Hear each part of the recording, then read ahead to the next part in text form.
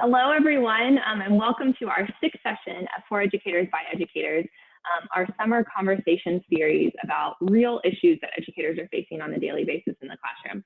We are so excited that you're joining us, whether it's the morning or the afternoon your time. We're really excited to spend a couple of minutes with you and just talk about, our experiences in the classroom and hopefully hear your feedback as well about some of the things that you're doing in the classroom.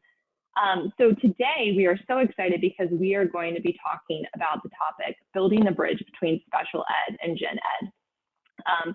This is a topic I think that's really near and dear to everyone at Riverside Insights because we have, if you're familiar with Riverside Insights, we have a clinical portfolio of assessments and products that is specifically geared to special education, and then we have a pre-K through 12 portfolio of assessments and products that is geared towards general education. And so we're really excited to kind of come together and think about how to make that bridge between special education and general education and ensure that all of your students feel included in the general education classroom. Today we have, I'm joined by two of my fabulous colleagues that have some really great experience in education, and I'll let them introduce themselves shortly. But before we do that, I wanted to quickly highlight, believe it or not, we have today and then one more For Educators by Educators session next week to conclude our 7-week series. And so next week is our final For Educators by Educators conversation on advancing equity in your classroom. So it'll be next Wednesday, August 3rd, same time. And if you've missed one of our conversations, but you're interested in hearing the recording, head over to our website, riversideinsights.com, and you can click on the website or the webinars and events tab at the top of the screen, and it'll take you to a list For Educators by Educators and other webinars that we've had in the past year or so that you can listen to. You can also check it out on our YouTube channel. Just go to YouTube and type in Riverside Insights. So lots of ways to still get the information and great content. But without further ado, I'm going to stop sharing my screen so we can jump into our conversation today. All right, I think that should have done the trick. And I want to kick it off by, first of all, as my colleagues are introducing themselves, really curious, we have a lot of fantastic attendees on joining our call today. And I'm really curious, where are you from? What is your role? And what is one way that you're working on building inclusion in your classroom or in your school if you're an administrator? So if you wouldn't mind, while my colleagues are introducing themselves, if you could drop in the Q&A, where are you from? What's your role? And then how are you building inclusion in your classroom or in your school? And I'd love to shout that out shortly. First off, Leela, would you mind introducing yourself, who you are, where you're from, kind of your background in education, and why you really care about this topic of bridging general education and special education? Yeah, thanks, Anna, and hello, everyone. Really excited to be here. My name is Leela Day, and I was formerly a special education teacher in Chicago. I taught in all different settings, but primarily in high school, so 9 through 12, and primarily English and reading in co-taught settings and instructional settings. And so definitely have a lot to share today. Came over to Riverside in October of 2020 and have been working on our People Insights or HR team. So yeah, really excited to be here today. And Anna, thanks for hosting. Thanks so much, Leela. We're so excited to hear kind of about your experience both in the classroom and then as an administrator at a school too. Yara, I'm going to turn it over to you. Sure, thank you. Hello, everyone. Thanks for being here today. My name is Yara. I'm based out of Texas, San Antonio, Texas. I've got a little bit of all over experience with education. In my undergrad, I co-taught pre-K, and then after graduation, I taught middle and high school, ending my little educational career there with 9th grade AP Human Geography and 10th grade AP World. I really loved the little ones, but high school I think was really where my heart was at, and I think like bridging today's topic with that, seeing kids and prepping them through high school, but not just getting them through high school, getting them through and prepped through what they're going to do for the rest of their lives, right, is something that I'm very passionate about and I think really ties with what we're going to be talking about today. Yeah, you brought up a really great point, Yara, that I think we've talked about in some of our previous For Educators by Educators conversations, that so much of education, while there's definitely an academic focus, but so much of education is preparing students for their lives and preparing students for what's beyond school. And so really excited to think about kind of how we do that in a general education and special education environment.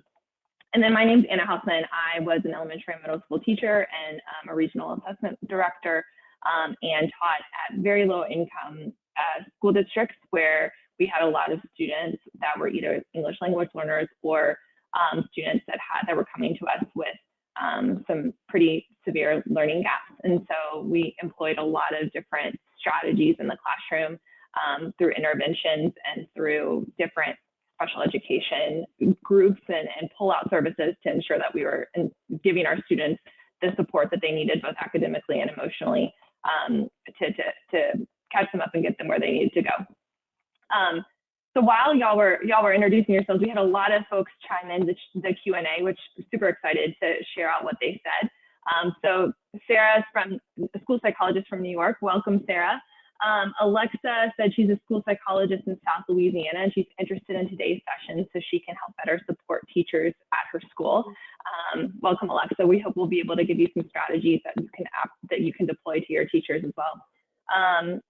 Alana, I hope I'm saying that right, from Denver, Colorado, is currently a director of student services for teaching and learning, and they're working on developing a PLC for co-teachers, where they will do a problem of practice observation, and PD aligned to the observation and problem of practice. Awesome. We're so excited because we actually are going to spend some time talking about kind of how to leverage co-teaching models to ensure that you are building, classrooms of inclusion.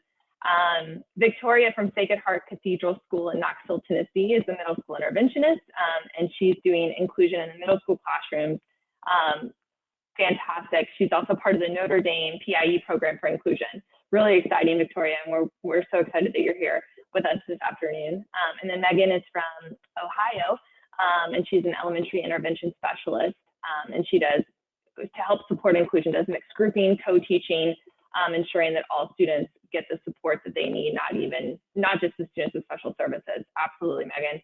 Welcome. And then Trudy just jumped in, and she's a school psychologist in Ohio who wants to learn a little bit more about how to help teachers distinguish disability from lack of experience. I think that's a really important topic, and great question that hopefully we'll be able to touch on a little bit throughout the session. Well, thank you all so much for your already engagement throughout the first couple minutes, but please drop in any questions or comments that you have throughout the session, and I'd love to be able to shout them out so that we can make sure we're getting your best practices shared as well, because we have so many experts on this call that have resources and best practices that they can share that others would benefit from. So I guess to get it started, like, Leela, Yara, what does inclusion look like in a classroom? Like, what is the gold status of inclusion, and like, what does that even mean to you both from your experience? Yeah, Leela, you want to kick it off? Yeah, no, I'm like, I love this topic. I think that there's a lot of different ways to define inclusion as we think about it in the classroom. It can look different ways, but I think that, like, ultimately, when I think about inclusion, like, it is a feeling in the classroom. It is a feeling that is happening sort of between students. It's a feeling that happens within the classroom culture, the classroom community. And it really is something that is intentionally created. I think that, like, inclusion doesn't just happen by accident, but it is really the intention of the teacher or the, whoever is in the classroom, teachers, co-teachers, paraprofessionals, whatever that looks like, to make sure that, like, there is a setting where everyone feels respected, everyone feels like they're learning, and there is this culture that that holds that standard.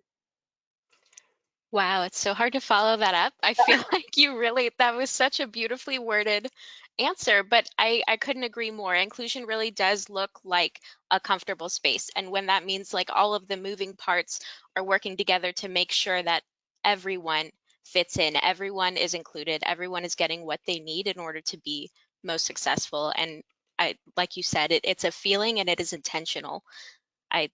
God, that was beautiful, Leela. One of the things I've thought about too, I love those responses. One of the things I thought about too is helping, and I'm coming from an elementary background where this is sometimes not always easy for students to understand, but helping students understand that everyone learns a little differently, and creating a classroom environment, like you said, Leela, like that's a very intentional, that intentionally celebrates how each individual student learns. And if that means that a student needs a different resource or a different prop or a different learning environment, like that the other students accept and celebrate like that student's learning styles. And that's really hard. Like, that's really hard to sort of like do really well. And I've certainly can like say the first person to say like, I sometimes did it really poorly. And it's only, yeah, it's only until you like have that student say like, well, why does she get that and I don't? Until you're like, oh, right. Like this was a conversation I should have had proactively. Yeah, 100%. I've reflected so much on the number of instances when I was teaching that I like totally messed up and did wrong and didn't build the inclusive practices that I should have in my classroom, especially for students with different learning styles. It's so hard, but it does take a lot of intentionality and planning. So like speaking of the intentionality that it takes, like how do you, we talked when we were preparing for the seminar, like talked about a couple of different practices that you can leverage, and some people brought them up in the chat. Like what about group-based learning? How does group-based learning contribute to true inclusion in the classroom? What are your thoughts on that? I can jump in here. I really loved group-based learning, and even in high school where I feel like the traditional setup is, desk, desk, desk, single desk. I loved using groups. And there's so much that a student can get from you as a teacher, right? But there's so much extra that they can get from their peers, and hearing things said in a certain way by a friend versus a teacher, right? And sometimes there's a different level of listening that happens coming from an adult than coming from peers. So I really think there's a big benefit in working in a group and not necessarily having like a strong person or a strong student in that subject paired with someone who is maybe still developing their skills in that subject. There's something that could be learned by all levels being grouped together. So I think at just about any level between EC all the way through high school and above, there's a lot that can be said for group learning. Yeah, I agree. And I think that like that is how my classroom was always structured. I never thought that like the way we should structure our class was like you said, Yara, like teacher at the front, students in desks in rows. Like I always thought that was a little bit of like teaching of the past. So my students were always in groups. Again, I taught high school too. And they were always in groups, they were always collaborating, and there was always, we tried to experiment with a discussion-based model classroom where there would be like a big question of the day. Maybe we were digging into the text, and maybe someone had like okay, it's your job to find the evidence at like a level 1, but like it's this other person's job to take that evidence and start to think about an inference that we can draw about an author's intention. And so that allows for that like differentiation with that sort of intentional grouping, and not just academic. Like I think also we think about groups as like ways we learn and ways we learn how to interact with others. And so there's a lot of added benefit that comes along with just that conversation that students can have within their specific small group. I think those are such great points, and it seems like those were like intentionally building out the grouping structures in your classroom was a part of how you planned to proactively create an inclusive classroom environment. What are some other ways that when y'all were thinking specifically, middle, high school, that you work to proactively build inclusivity, even before like the classroom, even before your students even walked in the door? I think Leela kind of touched on this at the very beginning, but I think creating a warm, welcome, safe, comfortable environment where your students know they are safe, where your students know that being different is okay, And it's not only okay, it's celebrated, right? Like it's okay for everyone to take up the space that they need, to use the things that they need, so that we can all get to where we need to go. So I think even before you sit down and start planning these, these groups, and who are, who's going to go here and who's going to go there, and how are they going to work together and stuff, making sure that from day one everybody knows that it's okay, that things can look different for everybody, and it's a safe space for everyone. Yeah, yeah, and to build on some of that, like the safe space, I think also is to get to that point, there is a level of like predictability that happens, that if you can create like these predictable structures, then there is no like, oh, this person, went out with Miss Day. Why don't I get to go out with Miss Day? It's just like, nope, on Fridays, Miss Day is in a different room with these 5 students, and that's just like, that's our routine, and that's how we do it, because that's what our classroom looks like every single time. And having those, like I said, sort of like beginning of year conversations with like, this is how the classroom is going to work, and we just all have to like agree that that's what it is. I think that's a great point, Leila, especially coming from like the elementary school setting. I started with just kindergarten, and the important, like the amount that we needed to emphasize like predictability and creating routine and structure. And when we created that routine and structure for the babies, they did so much better, and they were able to thrive. Specifically, students that had different learning styles or needed different learning supports. Something else that we did with the early elementary school that I found to be very helpful, and I'm curious to see if this would apply to like older kids as well, is when we had, like I had a couple students with some pretty severe learning disabilities that were frequently disruptive in class. And anytime initially like students were getting annoyed or irritated or not showing inclusivity, having just really honest conversations with them about how, Jenny learns a little bit differently than you, and that's okay. And this is how you learn, and this is how he learns. And I found that, especially with the younger kids, like the more transparent and honest I could be about just not diminishing anyone at all, but just saying like, so and so learns a little bit differently than you do, and this is what they need in the classroom so that they can learn, and this is what you need in the classroom so that you can learn. I feel like those honest conversations went a long way, and the kids were like, oh, that makes sense, we understand.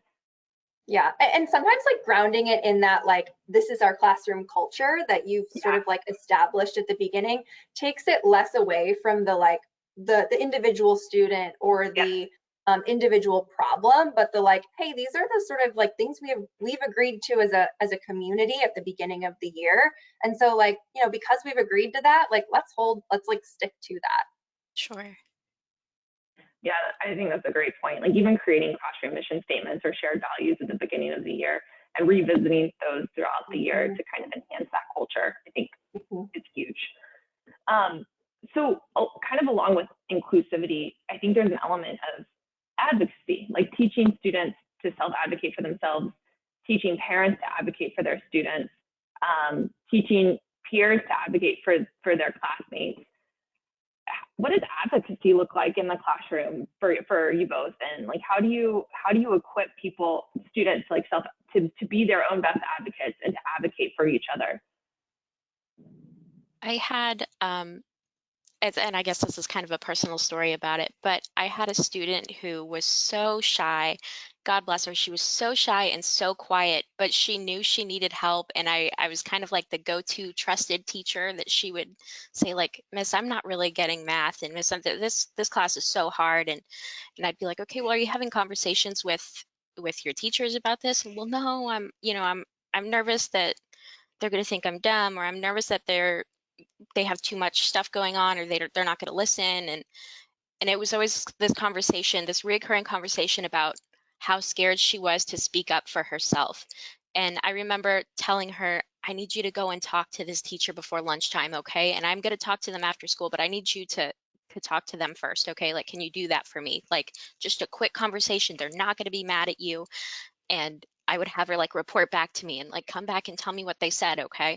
And she always would like, you know, she'd run back and be like, oh, they said that they can do tutoring for me, or they said I could have some extra time for this. And she would always get so excited afterwards. And it was just that push of showing her you can speak up for yourself. And yes, I'm going to be there for you too. But especially in high school, like we really want to equip them to be able to speak up if they need something, if they need help, if they need extra tools to do something. We want them to be able to learn to have that confidence in themselves. That way, when they do graduate and move on to whatever the next thing is, they'll be able to really hold their own space wherever they're at. Yeah, and what you were speaking to is just like the amount of practice that is needed, right? Like it sometimes takes a lot of at-bats to like get a student comfortable with like, okay, let's practice with me. Okay, now go off and do it. And maybe they don't do it the first time. Maybe it happens like after a couple of times, but that sort of like, it's okay to ask for help. I always with my students on my caseload, I would always think about like, okay, what is their end goal? Like, okay, is their goal college? Is their goal career? Like, what does their post-secondary life look like? And then trying to tie that back to like, okay, well, this is the skill you're gonna need in a job when you're sick and you can't come to work. You're gonna have to like send the email that says like, I'm sick, I can't come to work. Like, please excuse, whatever it is, Right. it's such a life skill for whatever. And it makes it more meaningful when it's not just like, oh, I have to go ask this teacher for something. Sure. That's such a good point, Leila. And I think that connects to how to help parents advocate for their students too. And like putting it in the broader context of helping a parent understand like the specific skills that parent relies on a daily basis, either at work or in school, and what skills their students are going to need in the long term. Do you have any other strategies that you used for supporting specifically for students that might have had learning disabilities or special, like different learning needs, that you used with parents to help the parents understand what work they could do at home or how to advocate for their students? Sure. Something that I realized, especially at the high school level, if their student has been like receiving help for some time, sometimes they can get out of the loop or think like, oh, this is just how things have always been. So they may not realize or fully understand what all kinds of services or support their student might need. So I think one of the biggest and most important things that educators can do for parents of these kinds of students is fully empowering them and helping them understand what all their students should be getting and the kind of help that their student should need, and like giving them resources of like, if you have any questions, let's start here. Or what kinds of questions do you have? Let's make sure we address those, because especially at the high school level, if they've maybe been receiving services since elementary, parents can really fall out of the loop and just not understand maybe if their child isn't, their needs aren't fully being met, you know? Mm-hmm. I also think that like there is an element of meeting parents where they are at as well. Like, hey, like some parents are like, you're working during the day, and so like I'll text you after school and give you the update or whatever it is. Or like I had a parent who we had an advisory structure, and we had like a sort of a report card pickup every quarter, and I knew that she would take the like 7 a.m. slot every single time. So just like pre-put her name in there, sent the reminder home. It's just like making sure you're communicating with parents in the way that they communicate and that they want to communicate. So making sure you're available and flexible in that way. That's such a good point. And I think something I was reflecting on too is that the way we teach, specifically, I found it like the elementary school level, the way we teach things like math, like multiplication now, is so different than how we all learned it coming along and how our students' parents learned it coming along. And so I remember so many moments where I was trying to, parents would be confused, not because they didn't know the material or because they didn't know what their kids didn't learn, but they didn't understand how we were teaching it. And so they didn't really know how to support their students. And so I think one of the biggest, most helpful strategies that I had was actually teaching the parents how to, like, I was a math teacher, so a lot of my students that were struggling or had different learning needs, like would struggle with the conceptual understanding of what we were doing, and the parents would try and use the skills-based way that we all learned growing up. And so bringing the parents in, if they had time, and actually sitting down with them and showing them the strategies that we were using in the classroom that they could then leverage at home. And that went a long way with helping the student feel like the teacher and the parent were on the same page and using the same strategies to support their learning. Yeah, I had a student once that we were reading a novel in class, and I had a parent conference, and we were talking about like, oh, the student's not doing their reading, and the parent was like, well, just give me a book and I'll read with them, right? Sometimes it's as simple as just like having that conversation, and like the parents want to be involved, like parents want what's best for their kids, and so just like remembering that is true across the board is like parents want to be as involved as they can. I used to always tell parents that, like, at the end of the day, parents were the true experts on that child, and so we were just there as teachers to support their expertise and to provide them with additional strategies so that they could continue bringing out the best in that child. But we couldn't get anywhere without understanding that parent's expertise on his or her child. So I remember even frequently like talking to parents and getting their insight as to, Sally's struggling with this in the classroom. Like, how do you suggest that I work with her? And like, what tactics do you use at home that we could leverage in the classroom? And that too, like, ensured that we were on the same page and that Sally was getting the same level of support at home as in the classroom. Yeah, and especially in the like IEP writing process, like, of course the parent is there for the annual meeting, but I think it's so important to do some of that pre-work that takes time, but like making sure the parent's voice is living in that document, as well as the student's voice if they're old enough to like have that. But I really think that like doing our due diligence on the back or the front end before we all sign off on that document is so important and hard and hard. Absolutely.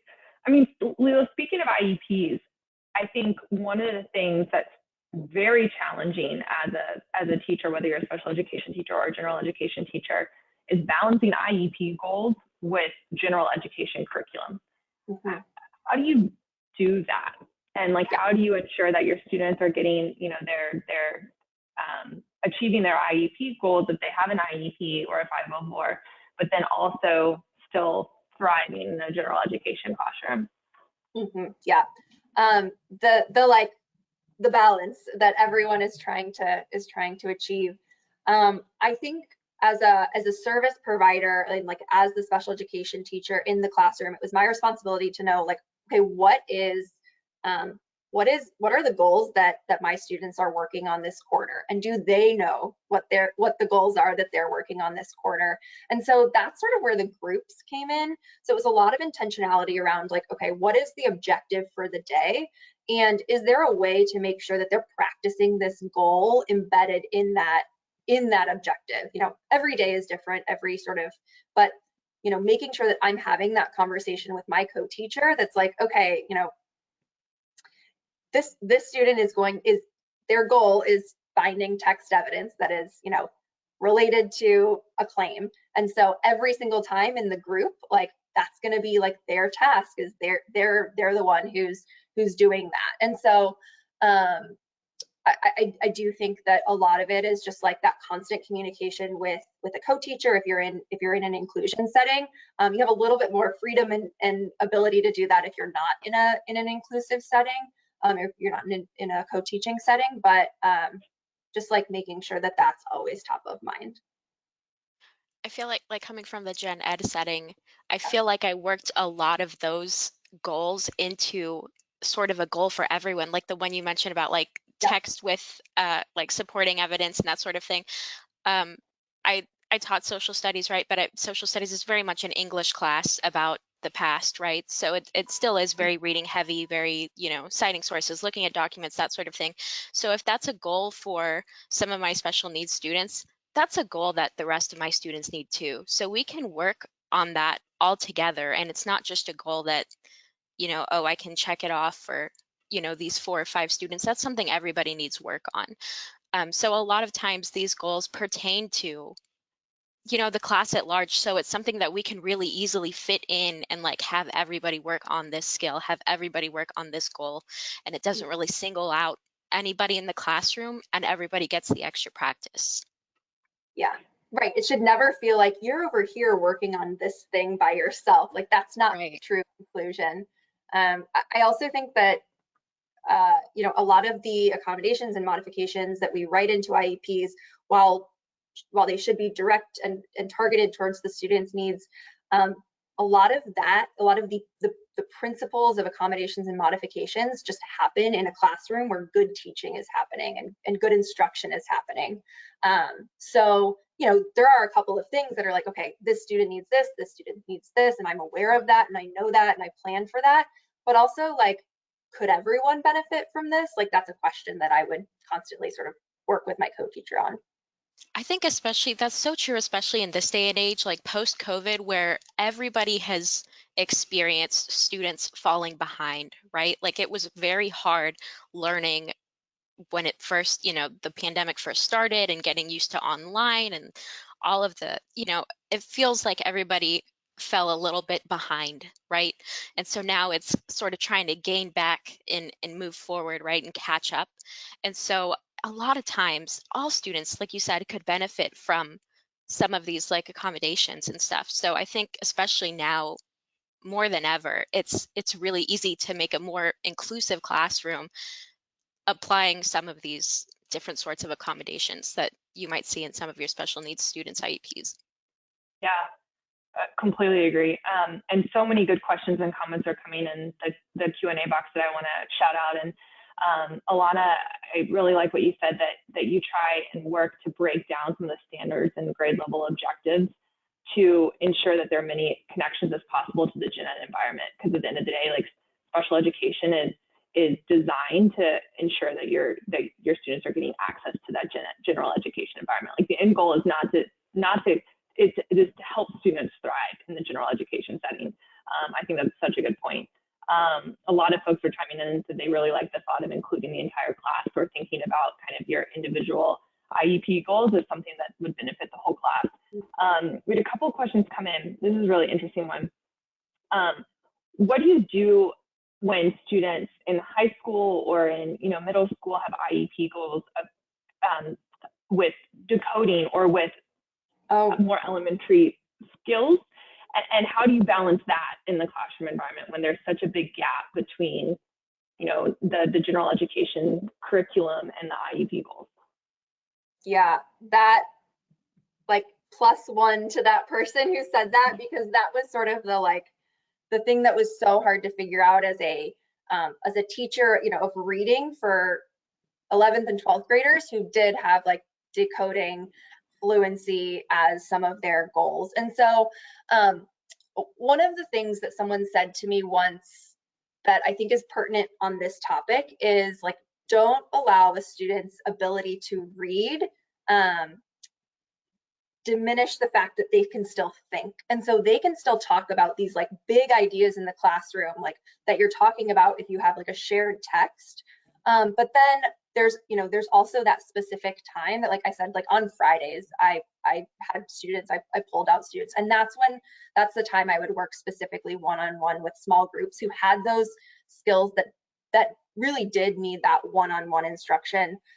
It was, I don't know, that is the hardest thing to balance when when there is that sort of like all of these levels of reading. So yeah, I don't have the perfect answer, but just keep sort of trying what makes what works for each individual, and see if you can carve out time to provide some of that like one-on-one specific instruction. And programs, like there are a lot of different like fun programs that if you do have like a resource time, or we had like we called it academic lab, that students on my caseload would come to me, and it was either like they could work on homework or specific like pieces of their IEP goals, like if there is any of that time during your school day. making sure you're taking advantage of that. 100%. And I think still finding opportunities to like celebrate, like you said, like what that student is really strong at, because every student has strengths. And so maybe they're not as strong with decoding, but they're really excellent at, you know, art or music or understanding, comprehending the story to a higher level of detail. And I think just like spotlighting their strengths in those areas as well. Another question that came in is, what about the ESL students who also have special education needs? How do you ensure that those students are getting like the language understanding and the language growth that they need with English, but then also meeting their IEP goals and getting the learning support that they need? I had so the school that I taught at was 100% minorities, with Hispanic being like the majority minority in there. So like a healthy percentage of my students were Spanish speakers primarily, and it helped as a teacher because I also speak Spanish, so I was able to like build these relationships and connections with these students that I think help them feel more comfortable voicing their concerns and their struggles. And I'm just lucky to have been able to speak that language with them and help them out there, right? But I think just having these conversations with these students, like they maybe they're not really strong in English, and maybe they have a hard time getting across what they're needing or the help that they need. But I think the number one thing that you could really do, especially more for the middle school and high school, is have conversations with them about like, hey, how is this going? How do you feel about this assignment? Not like a conversation you have in front of everybody, right? But like as they're going out the door, like, hey, how did today go? Like, how did you feel? And they'll tell you like, yeah, it was really hard. Like I really didn't get the story and I didn't finish. And then that lets you know like, okay, you know what, tomorrow let's work on pacing. Instead of having them read 2 chapters, let's slow down. Like maybe everybody could use a little more, that thing too. Maybe everybody could use a little more time too on this one chapter. And maybe we can try to include some more, maybe we'll do some more discussion, like stop and jot and think about like as a group, like Leila had mentioned, discussion-based stuff, project-based stuff, where you get them working and talking together and sort of helping overcome that, okay, maybe I'm not the strongest reader, but I do have big ideas that I can share out. Yeah. And I would also say like lean on the people in your building who, if you have them, who are experts. Like we had a really, really good bilingual coordinator and ESL teacher. And so I would go to her often and say like, hey, here's the data I have from, my school psychologist. Here's the data we have from, this student's sort of language assessments. And so like, can you help me decipher this? Can you help me figure this out?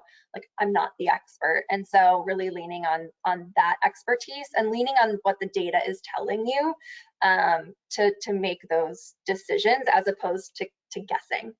Yeah, I think that using the data is so important and ensuring you have the right data. I think a lot of times we overdiagnose students who are English language learners with learning disabilities or in need of special education services, when really they just have a language issue and they need support with their English language. Sometimes they definitely have a learning issue as well as a language issue, but I think it's really important to make sure you have the right assessment programs in place. One district that we've worked with before, they do something I think which is a fantastic practice, where they give their achievement test in English, and then they give the same achievement test in Spanish. And so for their English language learners, then they're able to compare, are the scores comparable and are they struggling? Is that English language learner struggling on both achievement tests? Or did they do significantly better on the Spanish version, in which case I can tell as a teacher that maybe it's just that they need some support with their English language learning. So I think ensuring that you have the right assessments and piece to get the right data to understand specifically what your students need in the classroom. Absolutely. Leila, you talked a little bit about kind of leveraging the right people in your school or in your district, and we just had a great question, like how often do you share instruction with having a general education teacher and a special education teacher in the same room, and tag teaming some of that instruction. How do you connect your special education team with your general education team in a school or in a district to ensure that you're supporting all students? Yeah, I mean, I think, foundational to thinking about what you want your classroom to look like is, what do you want your co-teaching relationship to look like? I know that when I had strong, positive co-teaching relationships, things went really well for all students. When it was harder to meet or to talk or to discuss, then like we were sometimes on different pages. And so I think just being really clear, especially at the beginning of the year, like every Thursday at lunch, we're meeting and we're talking about this. The other piece I will say is I was our 11th grade dean, and so I had the opportunity to like sort of run some of our grade level initiatives and priorities. And so if there is anyone in that building who is sort of running specific meetings that have all of these people together, making sure you're advocating for time to say like, hey, we need time to discuss like sort of what is happening at a grade level, like across classrooms. And so that there is that, what student A is exhibiting in English and in science and in social studies, like you can have those conversations and start to build a little bit more of a picture around, a specific student or specific groups of students. So just leveraging that time that is already baked into some of the like professional development or schedules. I know every school is different, but just advocating for having that time, I think is so important. I can agree from like sort of the gen ed Mm-hmm. perspective of it too. We would have daily morning meetings across grade levels, and so often these topics would come up with like, oh, hey, how's so and so doing in your class? And you find that having these conversations, that you can have some very different experiences between teachers for the same student, and maybe they have the same support in every class, and you think it would be pretty consistent, but sometimes it's really not. So having those conversations, like you said, are really important, and making sure you're utilizing the resources available to you, the people available to you. And I think a really good one too that hasn't been mentioned yet is, if you are, it'd be much more difficult with kinder, right? But any of the upper grades, if you could go to the previous year's teachers and just have a conversation like, Mm-hmm. hey, what are some things that you saw the student struggle with? What are some things they did great with? What did you do to make the student feel more comfortable? Or, just gauge prior year teachers' experiences to help you plan out how to better handle and support a student. Yeah, I think that's a great point. One of the things that we did, I was a general education teacher, and a lot of my students had push and support throughout the day. And the special education teacher that would come in would typically leave notes or goals or how that student was doing, like taped to that student's desk. And the students were so proud of it because they could see their progress that they were making. But then as a teacher, as a general education teacher, I could also see what they were working on and then leverage that in the classroom. So even like using something like a goal taped to a desk was really helpful to like bridge the communication between special education push and support and a general education environment.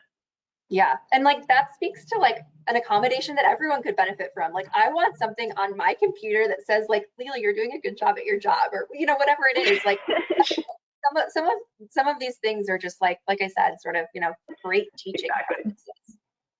Exactly. Well, believe it or not, I know this has flown by, but we are about out of time. But before we conclude, I just wanted to see if y'all had any last minute thoughts about this. I mean, I would love to say that this is hard. This is so hard. Mm-hmm. And that, it is, I think, something that is more often than not, as a teacher, I felt like I failed at. But at the end of the day, I think any